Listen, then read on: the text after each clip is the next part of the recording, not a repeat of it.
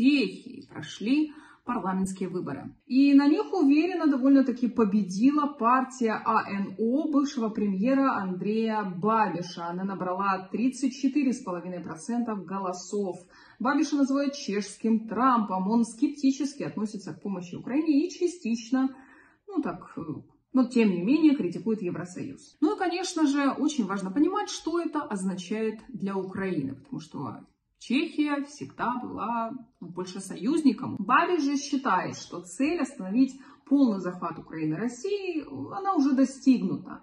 Он предлагает пересмотреть военную помощь Киеву. Он заявил, что Украина пока не готова вступить в Евросоюз, пока не закончится война. А ранее он говорил, что украинские беженцы должны вернуться домой. По прогнозам аналитиков, если Бабиш все-таки станет премьером, то велика вероятность того, что чешская политика станет больше похожа на политику Венгрии или Словакии.